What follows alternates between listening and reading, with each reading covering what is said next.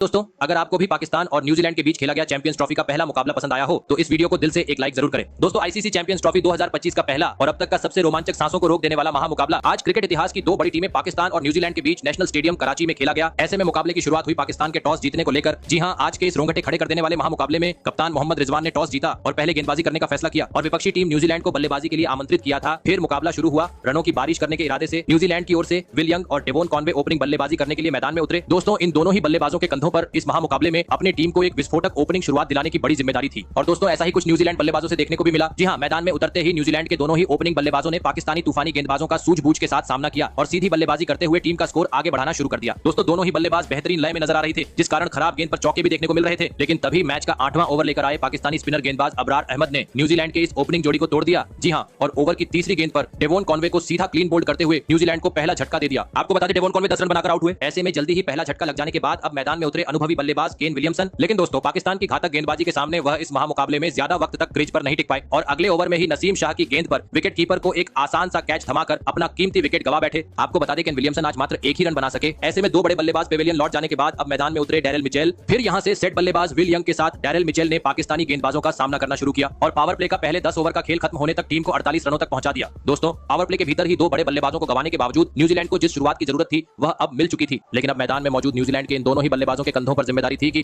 वह power play के बाद भी अपना बेहतरीन खेल दिखाए और तेज गति से विस्फोटक अंदाज में बल्लेबाजी करते हुए टीम का स्कोर आगे बढ़ाएं। लेकिन दोस्तों, मैदान में उतरे नए बल्लेबाज डैरेल मिचेल पावर प्ले खत्म होने के बाद ज्यादा वक्त तक विल यंग का साथ नहीं निभा पाए और मैच के 17वें ओवर में बड़ा शॉट खेलने के चक्कर में शाहीन अफरीदी को एक आसान सा कैच देकर अपना विकेट गवा बैठे। आपको बता दें, डैरेल मिचेल 10 रन बनाकर आउट हुए। ऐसे में अब 5 नंबर पर बल्लेबाजी करने न्यूजीलैंड की ओर से मैदान में उतरे टॉम लाथम। दोस्तों, भले ही एक छोर से न्यूजीलैंड अपने टॉप 3 बल्लेबाजों को गवा चुकी थी, लेकिन दूसरी छोर पर खड़े ओपनिंग बल्लेबाज विल यंग ने अपना बेहतरीन खेल जारी रखा और पाकिस्तान के खिलाफ इस महामुकाबले में अपना धमाकेदार 50 जड़ दिया और साथ ही टीम को भी 100 रन के पार पहुंचा दिया। दोस्तों, एक छोर से विल यंग तो बेहतरीन बल्लेबाजी कर ही रहे थे, लेकिन अब दूसरी छोर पर खड़े नए बल्लेबाज टॉम लैथम भी उनका काफी बेहतरीन साथ निभाते हुए नजर आ रहे थे, जिस कारण अब एक बार फिर न्यूजीलैंड का स्कोर तेज गति से आगे बढ़ना शुरू हो चुका था और इसी के चलते देखते ही देखते इन दोनों ही बल्लेबाजों ने 5वें विकेट के लिए 50 से अधिक रनों की साझेदारी भी निभा डाली। दोस्तों, वक्त के साथ न्यूजीलैंड की यह जोड़ी पाकिस्तान के लिए अब खतरा साबित होती जा रही थी, क्योंकि दोनों ही बल्लेबाज सेट होने के चलते अब हर ओवर में कभी चौका तो कभी छक्का कराची के इस मैदान पर लगा रहे थे और इसी के चलते बेहतरीन बल्लेबाजी कर रहे विल यंग ने कुछ ही देर बाद चैंपियंस ट्रॉफी के इस पहले मुकाबले में अपना ऐतिहासिक शतक जड़ दिया और दूसरी छोर से टॉम लैथम ने भी अपना 50 पूरा कर डाला। दोस्तों, परिस्थितियों को देखते हुए न्यूजीलैंड की यह जोड़ी अब पाकिस्तान पर पूरी तरीके से हावी हो चुकी थी, क्योंकि मोहम्मद रिजवान समय समय पर गेंदबाजी में बदलाव कर रहे थे, लेकिन स्पिनर रहो या तेज गेंदबाज विल यंग भी आक्रामक रूप में बल्लेबाजी करते हुए हर ओवर में तेज तर्रार शॉट जड़ रहे थे, जिस कारण दोस्तों अब मुकाबले में वापसी करनी थी तो किसी भी हाल में इस जोड़ी को तोड़ना अब जरूरी हो चुका था और आखिरकार ये काम करके दिखाया। मैच का 38वां ओवर लेकर आए नसीम शाह ने, जिन्होंने ओवर की दूसरी गेंद पर टीम के लिए खतरा साबित हो रहे विल यंग को बाउंड्री पर कैच आउट करवाते हुए पाकिस्तान को इस मुकाबले की सबसे बड़ी सफलता दिला दी। आपको बता दें, विल यंग 107 रन की शानदार पारी खेल आउट हुए। ऐसे में अब महज 10 ओवर का खेल बाकी था। मैदान में उतरे विस्फोटक बल्लेबाज ग्लेन फिलिप्स। जरूरत थी बचे हुए ओवरों में आतिशी बल्लेबाजी करने की और दोस्तों, ऐसा ही कुछ अंदाज न्यूजीलैंड के बल्लेबाजों से देखने को भी मिला। जी हां, मैदान में आते ही अपने पारी की पहली ही गेंद से ग्लेन फिलिप्स ने दूसरी छोर पर खड़े टॉम लैथम का अच्छा साथ निभाया और पाकिस्तानी गेंदबाजों का समाचार लेते हुए कराची में चौकों छक्कों की बरसात करनी शुरू कर दी। और इसी बीच धमाकेदार बल्लेबाजी कर रहे टॉम लैथम ने मात्र 95 गेंद में इस महामुकाबले में अपना ऐतिहासिक शतक जड़ दिया और ग्लेन फिलिप्स के साथ मिलकर अंत तक अपनी इसी घातक बल्लेबाजी को जारी रखते हुए टीम का स्कोर 300 रन के पार पहुंचा दिया और यह महामुकाबला जीतने के लिए पाकिस्तान के सामने 321 रनों का विशाल लक्ष्य खड़ा कर दिया। ऐसे में दोस्तों, इसके बाद न्यूजीलैंड से मिले 321 रनों के लक्ष्य का पीछा करने पाकिस्तान की ओर से बाबर आजम और सऊद शकील बल्लेबाजी करने के लिए मैदान में उतरे। दोस्तों, न्यूजीलैंड ने दिया हुआ लक्ष्य बड़ा था। ऐसे में दोनों ही बल्लेबाजों पर विस्फोटक अंदाज में शुरुआत दिलाने की बड़ी जिम्मेदारी थी, लेकिन दोस्तों, लक्ष्य का पीछा करते हुए इस महामुकाबले में पाकिस्तान की शुरुआत काफी खराब रही और चौथे ओवर की तीसरी ही गेंद पर न्यूजीलैंड के तूफानी गेंदबाज विलियम ओरूर्की ने सऊद शकील को बाउंड्री पर कैच आउट करवाते हुए पाकिस्तान को पहला झटका दे दिया। आपको बता दें, सऊद शकील मात्र 6 रन बनाकर पवेलियन लौटे। ऐसे में जल्दी ही पहला विकेट गिर जाने के बाद अब मैदान में उतरे कप्तान मोहम्मद रिजवान। दोस्तों, पावर प्ले में आज न्यूजीलैंड की ओर से घातक गेंदबाजी पाकिस्तानी बल्लेबाजों के खिलाफ देखने को मिल रही थी, जिस कारण मैदान में मौजूद कप्तान मोहम्मद रिजवान और बाबर आजम को चौका तो छोड़ो, इक्का दुक्का रन बटोरने में भी काफी ज्यादा संघर्ष करना पड़ रहा था